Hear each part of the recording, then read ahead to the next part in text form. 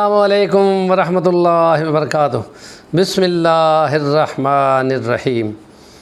دین اور دنیا دونوں کے بارے میں اسلام کے احکام ہیں اور دونوں کو وہ ایک ہی طرح سے ڈیل کرتا ہے اور دونوں پر اس نے اجر اور ثواب اور اپنی نعمتوں کے وعدے کیے ہیں۔ سورۃ المؤمنون کی آخری آیت کو بطور استحضار سمجھنے کے لیے وہ ضرور پڑھنی چاہیے۔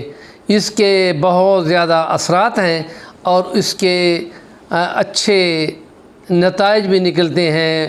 شیطان کا عمل دخل اور بندوں کا اپنا وہم اور مختلف جادو ٹونے اس سے ختم ہوتے ہیں، اور خود جنات جو اللہ کی مخلوق ہے اس کے اثرات بھی ہوتے ہیں بندوں پر، اور اس کا علاج یہی آیات ہیں جو سورۃ مومنون کی آخری آیات ہیں۔ اور ان کو اگر ذرا توجہ سے اگر ہم آپ دیکھ لیں تو فرمایا کہ افحسبتم انما خلقناکم عبثا وانکم الینا لا ترجعون فتعالی اللہ الملک الحق لا الہ الا ہو رب العرش الکریم۔ کیا گمان کر لیا تم نے کہ تم کو ہم نے ایسے عبث اور بیکار پیدا کیا اور تم نے ہماری طرف لوٹ کر نہیں آنا؟ وہ اللہ حق اور سچ کا بادشاہ ہے، وہ حاجت روا اور مشکل کشا ہے۔ سب کی مشکلیں ہیں اور حاجتیں بھی ہیں، اور وہ ذات ہے کہ جو سب کی حاجتیں اور مشکلیں دور کرتے ہوئے الہ ہے، اور اللہ اس کا نام ہے، شان ہی اس کی اللہ ہے، حاجتیں پوری کرنا اور مشکلیں ہٹانا۔ باقی ساری مخلوق ہے اور سب کی مشکلیں بھی ہیں اور سب کی حاجتیں بھی ہیں، اور یہ اس کی شان ہے۔ تو جب اس کو فتعالی اللہ الملک الحق، سچ اور حق کا بادشاہ ہے کائنات پر، زمین و آسمان پر اور اندر باہر سے ہر چیز پر، تو اس کا حکم بھی نافذ ہونا چاہیے۔ اور اس کو یاد کرنے کے لیے یہ آیات پڑھی جاتی ہیں، اور جنوں اور بھوتوں اور جادوؤں کو بھگانے کے لیے اس آیت کا بہت بڑا تفسیر روح المعانی کے علامہ آلوسی بغدادی کیا فرماتے ہیں کہ اس سے بڑی آیت جنات اور جادو کے خلاف کوئی ہے ہی نہیں، اس کو ہی پڑھنا چاہیے۔ اور اس میں وَمَن يَدْعُ مَعَ اللَّهِ إِلَٰهًا آخَرَ لَا بُرْهَانَ لَهُ بِهِ لَا بُرْهَانَ لَهُ بِهِ فَإِنَّمَا حِسَابُهُ عِندَ رَبِّهِ إِنَّهُ لَا يُفْلِحُ الْكَافِرُونَ إِنَّهُ لَا يُفْلِحُ الْكَافِرُونَ إِنَّهُ لَا يُفْلِحُ الْكَافِرُونَ کا سرکل لگانا چاہیے، جس کی وجہ سے اگر کسی کو ڈر لگتا ہو رات کو سوتے ہوئے تو وہ اپنا سرکل لگائے، اس سرکل کو ہم انگلی سے لگا کر دائرہ بنا لے، اور پھر انشاءاللہ اس کو کوئی ڈر نہیں لگے گا۔ دوسرا یہ کہ جنازوں میں شرکت کی جائے تو اس زندگی کا جو اس زندگی کے اختتام کے بعد آنے والی ہے اس کا استحضار یقینی ہوتا ہے، اور بندہ سوچتا ہے کہ یہ اس کا ہمارا یہ ٹھکانہ ہے اور اس کے بعد ہم نے جانا ہے۔ تو اس لیے مٹی ڈالتے ہوئے قبر کے اوپر جب دفنا لیتے ہیں تو اس کے لیے مسنون عمل یہ ہے، تو ایک مٹھی ڈالو تو اس میں کہتے ہیں منہا خلقناکم، دوسری وفیہا نعیدکم، تیسری ومنہا نخرجکم تارۃ اخری، اسی سے پیدا کیا تھا، اسی میں لوٹایا ہے اور اسی سے دوبارہ ہم کھڑا کریں گے۔ تو اسی کی تشریح دوسری آیات میں ہے، فیہا تحیون وفیہا تموتون ومنہا تخرجون۔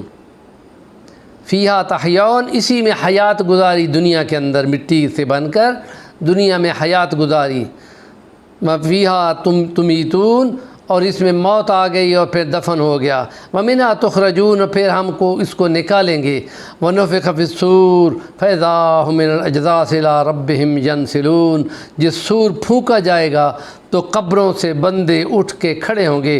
نبی پاک فرماتے ہیں کہ میں سب سے پہلے اپنے سر کی مٹی کو جھاڑتے ہوئے کھڑا ہوں گا، اور باقی لوگ بھی، اور ساتھ ہی ایک خاص منزل کی طرف جہاں خدا چاہے گا محشر کا میدان میں وہاں سب کو کھڑا کرے گا، پہلا انسان باب آدم سے لے کے آخری انسان تک سب کو حاضر ہونا پڑے گا۔ اور خدا کہتا ہے وما ہم عنہا بغائبین، وہاں کوئی غائب کوئی نہیں ہوگا۔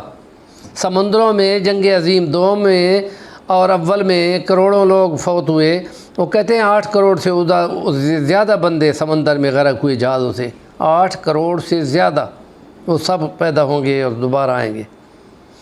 اور خلا میں کوئی ایک خلا نورد اسٹرونومر وہ نکل گئی، لیکن قیامت والے دن خدا اس کو بھی لے آئے گا۔ بے شک کائنات کی وسیع بحر بے کراں دنیا میں وہ کہیں گم ہو گئی ہو بے شک، لیکن قیامت کے دن آ جائیں گے۔ تو اس لیے کوئی وہاں یہاں تو بھاگ جاتے ہیں دوسرے ملکوں میں پناہ لے کر یا چھپ کے پڑے رہتے ہیں، تو وہاں کوئی نہیں، سب کو حساب دینا ہوگا۔ اس لیے استحصار بہت ضروری ہے، اور یہ ایمان بنے گا اور عمل کی بنیاد اچھے کی بنے گی اور مواخذے کا یقین پیدا ہو جائے گا۔